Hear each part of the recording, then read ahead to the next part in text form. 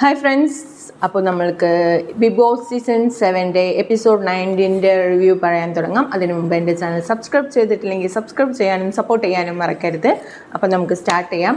Morning song ആയിട്ടത് അപ്പങ്ങളിമ്പാടും ഒറ്റയ്ക്ക് ചുട്ടമ്മായി അമ്മായി ചുട്ടത് ആ പാട്ടായിരുന്നു ഉസ്താദ് ഹോട്ടലത്തെ.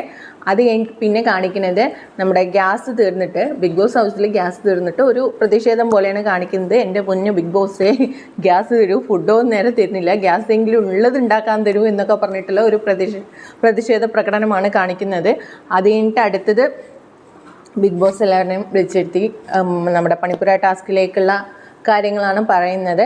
നിങ്ങൾക്ക് തരേണ്ടിയിരുന്ന 1000 പോയിന്റ് നിങ്ങൾക്ക് കിട്ടിയിട്ടുള്ളൂ. അതായത് 3000-ൽ നിന്ന് 1000 പോയിന്റ് കിട്ടിയിട്ടുള്ളൂ. ബാക്കിയുള്ള പോയിന്റുകൾ നിങ്ങളുടെ ധൈര്യശാലികളും ത്യാഗികളും ഒക്കെ ആയിട്ട് കളഞ്ഞിട്ടുണ്ട്. അപ്പോൾ അതുകൊണ്ട് തന്നെ 250 പോയിന്റ് നിങ്ങൾക്ക് ഇനി ഗെയിം കളിക്കാനുള്ളൂ. അതുകൊണ്ട് ഒരു കാര്യം ചെയ്യാം, ഒരു 1050 പോയിന്റിൻ്റെ ഗെയിമായിട്ട് നിങ്ങൾക്ക് തരാം.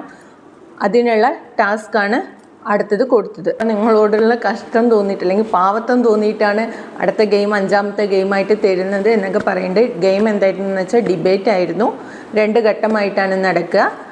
ജയിക്കുന്ന ആൾക്കാരിൽ ആരെങ്കിലും 2 പേരിനെ പണിപ്പുരയിലേക്ക് ഡയറക്റ്റായി വിടാം എന്നുള്ളതായിരുന്നു ഗെയിം. അപ്പോൾ ടോപ്പിക്സ് കൊടുത്തത് എന്താണെന്ന് വെച്ചാൽ 2 മിനിറ്റാണ് സമയം, ബസർ ടു ബസറാണ്.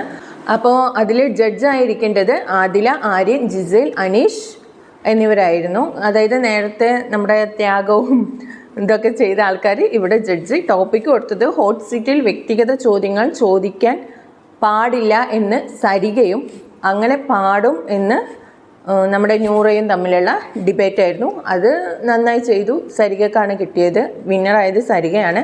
അടുത്തത് നിവീനും ശൈത്യയാണ് വന്നത്. നിവീനും ശൈത്യം വന്നിട്ട് അവർക്കുള്ള ടോപ്പിക്ക് എന്താണെന്ന് വെച്ചാൽ ശൈത്യ ഈ വീട്ടിൽ തുടരാൻ എന്തുകൊണ്ടും അർഹ ഞാനാണ് എന്നുള്ളത് ഡിബേറ്റ് ചെയ്യാനായിരുന്നു രണ്ടുപേർക്കും. നിവീനും ശൈത്യം തമ്മിൽ അതിൻ്റെ ഡിബേറ്റ് ആയിരുന്നു. വന്നത് ഷാനവാസ് അക്ബർ ആയിരുന്നു. അവർക്കുള്ള ടോപ്പിക്ക് എന്താണെന്ന് വെച്ചാൽ ഈ ബിഗ് ബോസ് ഹൗസിനുള്ളിൽ ഗ്രൂപ്പായി പ്ലേ ചെയ്യുന്നതാണ് നല്ലതെന്നും ഇൻഡിവിജ്വലായി പ്ലേ ആണ് നല്ലതെന്നും ഡിബേറ്റ് ചെയ്യാനായിരുന്നു. അക്ബർ ഗ്രൂപ്പിനെയും ഇൻഡിവിജ്വലായിട്ട് ഷാനവാസിനെയും ഇതിലായിരുന്നു. അതിൽ ജയിച്ചത് അക്ബറാണ്. നേരത്തെ നിവീൻ്റെയും ശൈത്യയിലും വിന്നറായത് നിവീനാണ്.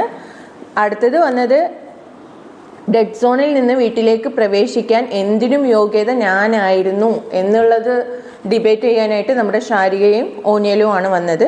അതിൽ വിന്നിങ് ആയത് ഓണിയലാണ്. അങ്ങനെ 1ാം ഘട്ടത്തിൽ ഇവരുടെയൊക്കെ ഡിബേറ്റ് ആയിരുന്നു. എന്നിട്ട് അതിനുശേഷം നമ്മുടെ പൗഡർ റൂമിലേക്ക് നിവീനും ഷാരികയും വന്നിട്ട് പറയുന്നുണ്ട്. നിവീൻ പറയുന്നുണ്ട്, എനിക്ക് പറയാനുള്ളത്, അതായത് ശൈത്യയോട് നീ അനുമോളുടെ പാവാടത്തുമ്പിൽ അല്ലെങ്കിൽ സാരിത്തുമ്പിൽ പിടിച്ച് നടക്കുകയാണ്, അവൾക്ക് കിട്ടുന്ന സ്ക്രീൻ സ്പേസ് നിനക്കും കൂടെ കിട്ടാൻ വേണ്ടിയിട്ടാണ്, അങ്ങനെയൊക്കെ ഡിബേറ്റിൽ പറഞ്ഞിട്ടുണ്ടായിരുന്നു.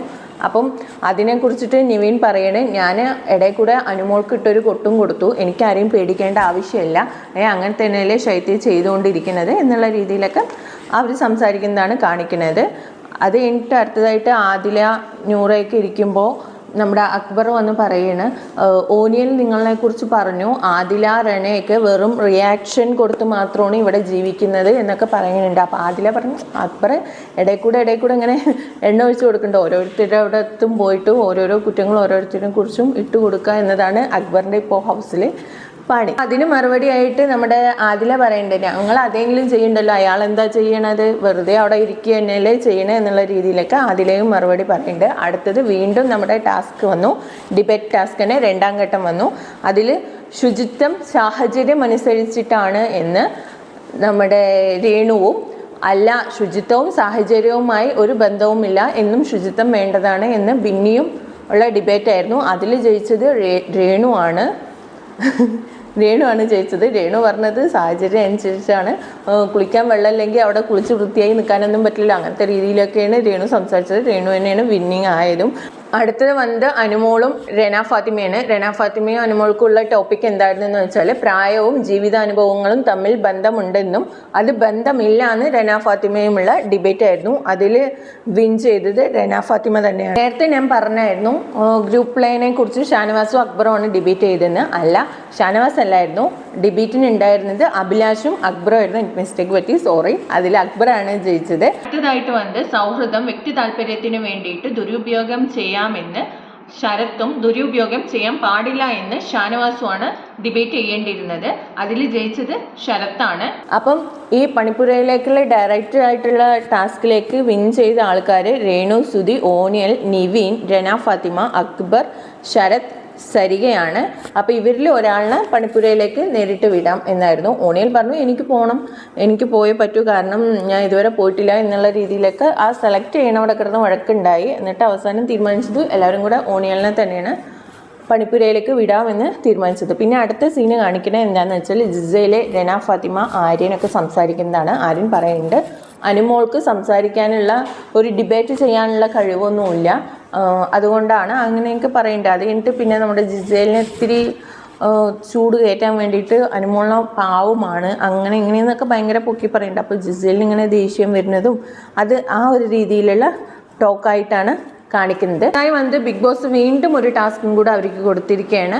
അതായത് നമ്മുടെ ഗാർഡൻ ഏരിയയിൽ ഒരു മഡ്പിറ്റ് ഉണ്ടാവും, അതിൽ കൊടികൾ 200 കൊടികൾ കൊടുക്കും, 2 കളറിൽ 2 ടീമായിട്ട് തിരിയണം. A team, B team. A ടീമിന് മഞ്ഞ ഫ്ലാഗും ബി ടീമിന് റോസ് ഫ്ലാഗുമാണ് കൊടുത്തത്. ഇത് 200 എണ്ണത്തിൽ ആരാണ് ഏറ്റവും കൂടുതൽ ഫ്ലാഗ് കുത്തുന്നത് അവർക്കാണ് ഇവിടെ വിജയ്. അവരിൽ നിന്ന് 2 പേരെ സെലക്ട് ചെയ്ത് നേരെ പണിപ്പുരയിലേക്ക് വിടാം എന്നതായിരുന്നു ടാസ്ക്.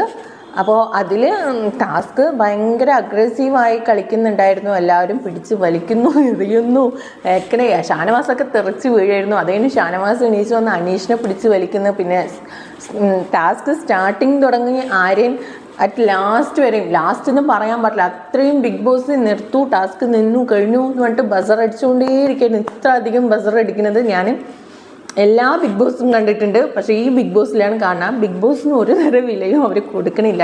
ബിഗ് ബോസ് നിർത്തും 1 മിനിറ്റെങ്കിലും ടാസ്ക് നിർത്തി വെക്കും. ഇവരുടെ അഗ്രസീവായ പെരുമാറ്റം കണ്ടിട്ട് ബിഗ് ബോസ് വിളിച്ചു പറയുന്ന ആരും അതൊരു മൈൻഡ് പോലും ആക്കണില്ല. മണ്ണുവാരി മുഖത്തേക്ക് എറിയുന്നു, എന്തെല്ലാമോ ചെയ്യുന്നു, മീത്ത് കയറി കിടക്കാണ്. നിർത്താൻ പറഞ്ഞിട്ടും ഇവർ എണീക്കുന്നില്ല, അവിടെ കയറി. അതിൻ്റെ ഇടയിൽ അനുമോൾ എന്തായിട്ട് ആ 1 മിനിറ്റ് നിർത്തൂ എന്ന് പറഞ്ഞ സമയത്ത് അനുമോൾ നമ്മുടെ സിഗരറ്റ് റൂമിൽ പോയിട്ട് കുറേ ഫ്ലാഗ്സ് ഡ്രസ്സിൻ്റെ ഉള്ളിൽ വെച്ചിട്ട് അറിയാത്ത പോലെ ഇപ്പുറത്ത് വന്ന് നിന്നു. ബസർ അടിക്കുന്ന സമയത്ത് ഇത് അവിടെ കൊണ്ടുപോയി വെക്കുകയും ചെയ്തു. അങ്ങനെ റോസ്, അതായത് ടീം ബി ആണ് അവിടെ വിജയിച്ചത്. അതിൽ നിന്ന് 2 പേർക്ക് പണിപ്പുരയിലേക്ക് പോവാം. അപ്പം ഇത് നിർത്താൻ പറഞ്ഞിട്ട് നിർത്താണ്ട് അവസാനം ബിഗ് ബോസ് പറഞ്ഞാൽ എല്ലാവരും ലിവിങ് റൂമിൽ പോയി ഇരിക്കൂ എന്നുള്ളത് ദേഷ്യപ്പെട്ട് പറഞ്ഞപ്പോഴാണ് എല്ലാവരും അവിടെ നിന്ന് എണീച്ചത്. ഈ ആര്യൻ ഈ ജിസേലിൻ്റെ മേലെ കിടന്നിട്ട് അവിടെ നിന്ന് ഫസ്റ്റ് പോയി കിടന്നിട്ട് പിന്നെ അവിടെ നിന്ന് എണീച്ചിട്ടില്ല. ഈ പറഞ്ഞതിന് ശേഷമാണ് അവിടെ നിന്ന് എണീച്ച് പോയത് തന്നെ ആര്യൻ. അത് കഴിഞ്ഞിട്ട് പിന്നെ അപ്പോൾ ലിവിങ് റൂമിൽ പോയി ഇരുന്നിട്ട് മണ്ണുവാരി എറിഞ്ഞു. ഷാനവാസാണ് മണ്ണുവാരി എറിഞ്ഞത്.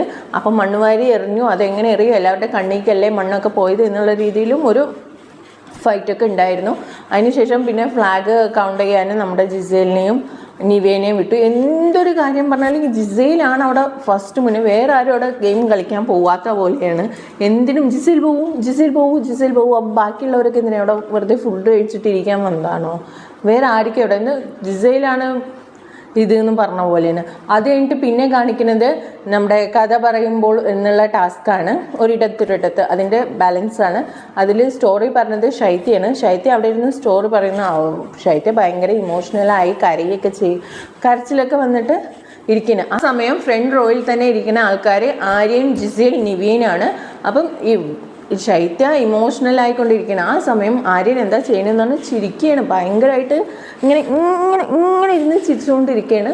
ജിസയിലും ഇങ്ങനെ മുഖം ഇങ്ങനെ അടച്ചിട്ടിരിക്കുന്നുണ്ട്. എന്നിട്ട് ഇപ്പുറത്ത് ബാക്കിലിരിക്കുന്ന സരിക ചോദിക്കുന്നുണ്ട് നീ എന്താ ചിരിക്കണേ, അപ്പുറത്ത് പോയി ഇരിക്കുക ചിരിക്കാനാണെങ്കിൽ എന്ന് പറഞ്ഞിട്ട് അവനെ പിടിച്ചിട്ട് സോഫൻ്റെ ഇപ്പുറത്തെ സൈഡിലേക്ക് കൊണ്ടുപോയി കിടത്തുന്നുണ്ട്. അവിടെ ഇരുന്നിട്ടും ഈ ശൈത്യം ഇവിടെ സ്റ്റോറി പറഞ്ഞുകൊണ്ട്. അപ്പോൾ ഇതൊക്കെ ഈ ചിരിക്കുന്നതും കാര്യങ്ങളൊക്കെ അക്ബർ നോട്ട് ചെയ്യുന്നുണ്ട്. അക്ബറും ഷാനവാസും നോട്ട് ചെയ്യുന്നുണ്ട്. ഷാനവാസിനോട് അക്ബർ പറയുന്നുണ്ട് അവളിങ്ങനെ കഥ പറയുമ്പോൾ അവരിരുന്ന് ചിരിക്കുന്നുണ്ടോ എന്നൊക്കെ ഇങ്ങനെ പറയുന്നുണ്ട്. എല്ലാവരും നോട്ട് ചെയ്യുന്നുണ്ട്. അത് കഴിഞ്ഞതും രനയും ചിരിക്കുന്നുണ്ട്. എല്ലാവരും ആ സൈഡിൽ ഇരിക്കുന്ന എല്ലാവരും ചിരിക്കുന്നുണ്ട്. ഇവിടെ ഇമോഷണൽ. അത് സ്റ്റോറി കഴിഞ്ഞ് എണീച്ചതും അഭിലാഷ് എണീച്ചു പറഞ്ഞ് എന്ത് പിന്നെ കുറേ ബീപ്പാണ് ഇട്ടത്, എന്താ പറഞ്ഞൊന്നും അറിയില്ല. അപ്പം എന്താണ് ഒരാളിന് ഇമോഷണലായിട്ടൊരു സ്റ്റോറി വരുമ്പോൾ ചിരിക്കുകയാണ് ചെയ്യേണ്ടത് എന്നൊക്കെ ചോദിക്കുന്ന സമയം ഞാൻ ചിരിക്കുകയല്ലായിരുന്നു, ഞാൻ കരയുമായിരുന്നു. പക്ഷേ ചിരിക്കുന്നത് നമ്മൾക്ക് കാണിക്കുന്നുണ്ട് മെയിനായിട്ട്. അവനവിടെ കിടന്ന് ചിരിക്കുകയും ഇതാക്കിയൊക്കെയാണ് ചെയ്തത്. അപ്പോൾ ജിസയിൽ അവൻ കരയുമായിരുന്നു എന്ന് അവന് ഭയങ്കരമായിട്ട് സപ്പോർട്ട് ചെയ്യുന്നുണ്ട് ആര്യനെ. എന്നിട്ട് ഇത് ചോദിച്ചതും എന്താ ചെയ്തതെന്ന് വെച്ചാൽ ആര്യന് ചെരുപ്പ് ഊരിയിട്ട് നമ്മുടെ അഭിലാഷിൻ്റെ അടുത്തേക്ക് എറിയണം, പക്ഷെ മേത്തൊന്നും തട്ടില്ല. അത് എനിക്ക് ഓർമ്മ എന്തെന്ന് വെച്ചാൽ നമ്മുടെ റംസാൻ മണിക്കുട്ടനൊക്കെ ഉള്ള സീസൺ ഉണ്ടായിരുന്നല്ലോ, ആ സീസണിൽ ഇതുപോലെ ഡിബേറ്റ് കാര്യങ്ങളൊക്കെ വന്നപ്പോൾ റംസാൻ എടുത്ത് മണിക്കുട്ടൻ്റെ നേരെയോ ഫിറോസിൻ്റെ നേരെയോ ചെരുപ്പെടുത്ത് എറിഞ്ഞിട്ടുണ്ടായിരുന്നു. അപ്പോൾ അതിനൊക്കെ ആ സമയമൊക്കെ നല്ല ഇതൊക്കെ കൊടുത്തിട്ടുണ്ടായിരുന്നു. ഇപ്പം ഇനിയിപ്പോൾ ഇപ്രാവശ്യം പിന്നെ ലാലേട്ടൻ അങ്ങനെ കൂടുതൽ ആരെയും റെസ്ട്രിക്റ്റ് ഒന്നും ചെയ്യുന്നില്ല. ഇതിന് എന്തെങ്കിലുമൊക്കെ ഉണ്ടാവുമെന്ന് നമുക്ക് കണ്ടുതന്നെ അറിയണം. അങ്ങനെ അപ്പം അത് കഴിഞ്ഞിട്ട് പിന്നെ ഇത് പറഞ്ഞപ്പോൾ ആര്യൻ ചിരിച്ച് അതിന് നിന്നെ പറഞ്ഞു. അപ്പോൾ അഭിലാഷ് വേഗം ഈ ആര്യൻ ചിരിക്കുന്നത് എല്ലാവരും കണ്ടാണ്. അപ്പോൾ അഭിലാഷ് വേഗം ആളെ മാറ്റി, നീയല്ല ഇവളാ ചിരിച്ചെന്ന് പറഞ്ഞിട്ട് റെനൻ്റെ നിരക്ക് പോയി. റെന പറഞ്ഞു ഞാൻ ചിരിച്ചെങ്കിൽ എന്നെ അവന് കൊന്നനും കുത്തിയിട്ടാണ് ഞാൻ ചിരിച്ചത്, ഒരാൾ കൊന്നനും കുത്തുമ്പോൾ എങ്ങനെ ചിരിക്കാതിരിക്കും എന്നുള്ള രീതിയിലൊക്കെ റെനയും പറഞ്ഞു. പിന്നെ ഓണിയൽ കയറി പിടിച്ചു. അങ്ങനെ ഓണിയൽ റെന അഭിലാഷ് എല്ലാവരും കൂടെ പ്രശ്നമായിരുന്നു അങ്ങനെ ചിരിച്ചതിൻ്റെ പേരിൽ. അതൊക്കെ കേട്ടിട്ട് മറ്റേ ശൈത്യം എന്തായിട്ട് മെല്ലെ പോയി അപ്പുറത്ത് പോയി കിടന്നു. എൻ്റെ ഒരു സ്റ്റോറി പറഞ്ഞപ്പോൾ എല്ലാവരും ഇങ്ങനെ വഴക്കുണ്ടാക്കി ചിരിച്ചില്ല എന്നുള്ള രീതിയിലായിരിക്കും ആശ്വസിപ്പിക്കാൻ നമ്മുടെ രേണു സുധിയും അവിടെ ഉണ്ടായിരുന്നു. അങ്ങനെ ഭയങ്കര പ്രശ്നമായി അത്. പിന്നെ ഹൗസിൻ്റെ ഉള്ളിൽ കയറിയിട്ടും ഓണിയലും റെനയും തമ്മിൽ വെറുതെ എന്നെ പറയാൻ വരികയാണ്. അപ്പം ഓണിയലിൻ്റെ വായിന്ന് ഇത് പൊടി പുല്ലേ ഞാൻ പറയൂടി നീ ആരാടി സെറിലൊക്കെ എന്നൊക്കെ ഉള്ള രീതിയിലാണ് സംസാരം വരുന്നത്. ഭയങ്കര റോങ് ആയിട്ടാണ് ഓണിയൽ സംസാരിച്ചുകൊണ്ടിരിക്കുന്നത്. അത് കഴിഞ്ഞിട്ട് പിന്നെ കാണിക്കുന്നത് ഇവിടെ പ്രശ്നം നടന്നുകൊണ്ടിരിക്കുമ്പോൾ ആര്യൻ എന്താ ചെയ്തതെന്ന് വെച്ചാൽ ആര്യൻ പോയി കിടന്നു. അപ്പോൾ ആര്യൻ പോയി കിടക്കണം, അവിടെ ശരത്ത് പോയി ചോദിക്കണേ നീ എന്തിനാണ് ചിരിച്ചത്, നീ ചിരിച്ചോ എന്നൊക്കെ ചോദിക്കുമ്പോൾ അവൻ പറയുന്നുണ്ട് ഞാൻ ചിരിച്ചു. അപ്പോൾ ശരത്ത് അവിടെ നിന്ന് പറയണ എനിക്ക് ചിരി വന്നിട്ട് ഞാൻ അടക്കി പിടിച്ചിട്ടാണ് അവിടെ ഇരുന്നത്, നീ എന്തിനാണ് ചിരിച്ചത് എന്നുള്ള രീതിയിൽ നമ്മുടെ ശരത്ത് ചോദിക്കുന്നുണ്ട്. അപ്പോൾ പുറത്തു കൂടെ നമ്മുടെ ഗാർഡൻ ഏരിയയിൽ കൂടെ ഷാനവാസും അഭിലാഷും ഓണിയലും നടക്കുന്നുണ്ട്. അവർ പറയണ ആര്യൻ്റെ സ്വഭാവം എന്തായാലും പുറത്തു വന്നു. ഇനി അടുത്തതായിട്ട് ഇവിടെ നാടകം കളിച്ചുകൊണ്ടിരിക്കുന്നത് ശരത്തും അക്ബറൊക്കെയാണ്. അവരുടെയും കൂടെ ഒന്ന് എക്സ്പോസ് ചെയ്യാനുണ്ട് എന്നുള്ള രീതിയിലൊക്കെ സംസാരിക്കുന്നുണ്ട്. അത് കഴിഞ്ഞിട്ട് വീണ്ടും കാണിക്കുന്നത് നമ്മുടെ ആര്യൻ ബിന്നി രേണു സുധി സംസാരിക്കുന്നതാണ്. ആര്യനോട് ബിന്നി ചോദിക്കുന്നുണ്ട് ശരിക്കും നീ ചിരിച്ചോ എന്ന് ചോദിച്ചപ്പോൾ ആര്യൻ ബിന്നിനോട് പറയേണ്ടത് എൻ്റെ ഇമോഷണൽ ബേസ്ഡ് ആയതാണ്, എനിക്ക് ഓപ്പോസിറ്റ് ഇമോഷനാണ് വന്നത് എന്നുള്ള രീതിയിലൊക്കെ ബിന്നിനോട് പറഞ്ഞു. അപ്പോൾ ബിന്നി പറഞ്ഞു നീ ഒരു കാര്യം ചെയ്യും, ഒരു സൈക്കോളജിസ്റ്റിനെ തീർച്ചയായും പെട്ടെന്ന് തന്നെ കാണിക്കേണ്ട ആവശ്യമുണ്ട്. കാരണം ഓപ്പോസിറ്റ് ഇമോഷൻ വരിക എന്ന് പറഞ്ഞാൽ അത് ചെറിയൊരു കാര്യമൊന്നുമല്ല. ഒരാൾ വിഷമം പറയുമ്പോൾ പുറത്തിരുന്ന് ചിരിക്കുന്നത് അത്ര നല്ല കാര്യമൊന്നുമില്ല, ഒരു സൈക്കോളജിസ്റ്റിനെ കാണുന്നു എന്നൊക്കെ ബിന്നി ആര്യനോട് പറയുന്നുണ്ട്. അവിടെ വെച്ചിട്ടാണ് ഇന്നലത്തെ എപ്പിസോഡ് എൻ്റെ ആയത്. അപ്പോൾ എൻ്റെ ഈ റിവ്യൂ നിങ്ങൾക്ക് ഇഷ്ടമാവുന്നുണ്ടെങ്കിൽ നിങ്ങൾ എന്നെ സപ്പോർട്ട് ചെയ്യണം, സബ്സ്ക്രൈബ് ചെയ്യണം, ലൈക്ക് ചെയ്യണം, ഷെയർ ചെയ്യണം. Thank you for watching.